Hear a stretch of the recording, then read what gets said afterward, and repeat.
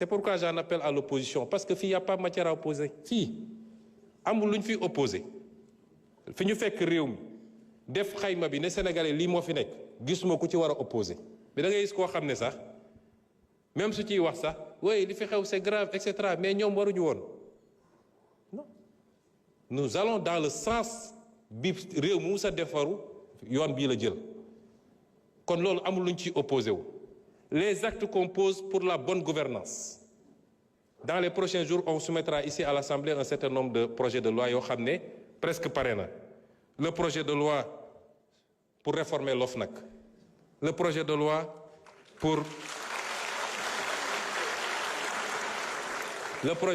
pour les lanceurs d'alerte. Le projet de loi pour l'accès à l'information. Parce que citoyen bu nekk war na mun a am accès à l'information. Qu'est-ce que le Premier ministre fait?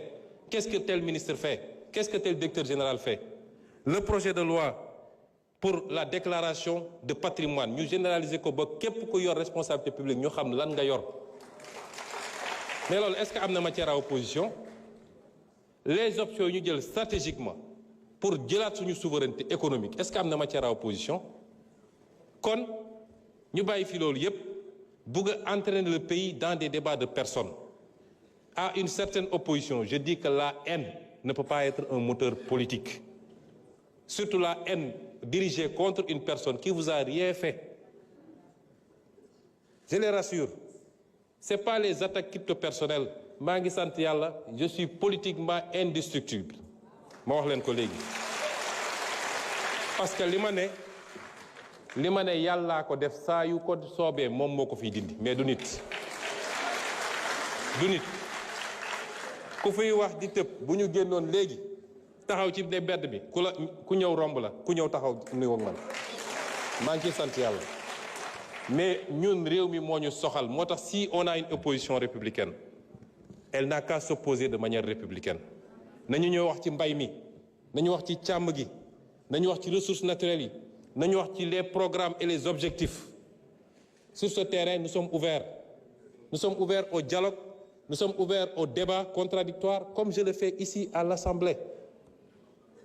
Mais ñu bëgg a bàyyi foofu yépp entraîner le pays vers des dérives verbales, vers des règlements de compte personnels, les dossiers judiciaires. Amul kenn koo xam ne dañ laa togal parce que non dem nañu ba ne pourquoi dans une campagne électorale il a dit. Mais la justice ne fonctionne pas par rapport à ça. Un juge, on lui amène un dossier avec des faits, avec des preuves.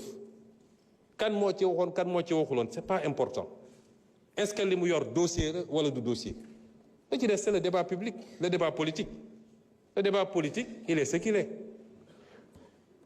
Li ci des pour compléter toujours, madame, mooy ci contexte bi j'ai parlé tout à l'heure du piège Thucydide ak fi réew mi fi àdduna bi toll. Un nouveau pouvoir est arrivé dans l'une des grandes puissances nee na dafa bëgg a mettre un terme à la globalisation daal di teg ay taxam teg yeneen pays ñoom it réagir ñu nekk ci contexte boo xam ne les gens vont être poussés vers le repli mais ça c'est une chance pour des continents comme les nôtres. Parce que li waroon dem feneen mën na ñëw fii mais dafa am ñu koy organiser. Nous ne sommes pas pour le moment un problème de compétitivité de notre économie. C'est pourquoi l'une de nos priorités mooy l'énergie. Je l'ai dit ici, je le répète. Réew mënoo industrialiser wu mënoo développer une économie tant que tu as une énergie qui coûte ce qu'elle coûte au Sénégal, c'est-à-dire plus de 100 francs le kilowattheure. Suñu plus grand pari et suñu plus grand défi dans les 5 ans mooy ramener le prix du kilowattheure maximum à 60 francs. Le ministre de l'Énergie vous l'a dit l'autre jour. Et c'est pourquoi nous avons dit suñu gaz bi mënuñu ko bàyyi mu génn noonu. Gaz bi suñu priorité mooy luñ ci mën a andi mettre toutes nos centrales au gaz, faire de nouvelles centrales au gaz. Je vous ai dit à l'origine 2050, on a un objectif de 10 000 kWh, 10 000 MW. On a produit 1800 aujourd'hui. Imaginez le gap. Le solaire ne pourra pas tout combler. moo tax ñu ne suñu oléoduc bi suñu gazoduc bi war a andi gaz bi fii mooy suñu priorité.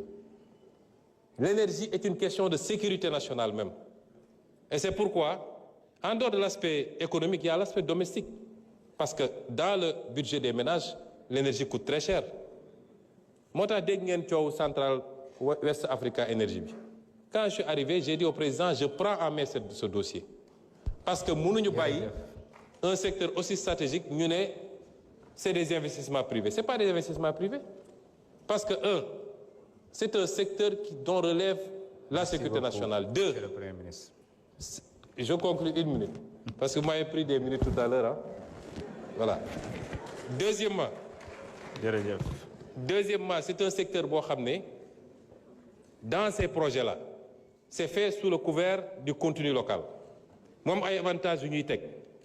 L'État garantit ni moom mooy jënd la totalité de la production à travers la Sénélec. Et pour cela, l'État joxe sa garantie souveraine. Tu as 280 milliards d'investissements, l'État joxe sa garantie souveraine. Si la Sénélec faillit, c'est l'État qui paye. Et on me dit que c'est un projet strictement privé. Et c'est pourquoi on a pris en main ce dossier et nous sommes en train de faire ce que nous devons faire avec le bailleur, avec la société qui construit le truc. J'ai reçu tout le monde, on a discuté et on va sauver ce projet, on va sauver tous les autres projets. C'est une nécessité. Les denrées de première nécessité, c'est une autre de nos priorités. Merci. Malheureusement, on me dit que le temps est arrivé à terme, mais je voulais vous dire simplement que c'est avec beaucoup de plaisir que le gouvernement, tout le gouvernement se représentera ici. Et nous espérons que ceux qui écument les plateaux pour dire n'importe quoi oseront venir ñu débat fii parce que fii la débat bi ñun xastewuñu xuloowuñu la guérilla parlementaire existe partout nit noo dikkee rek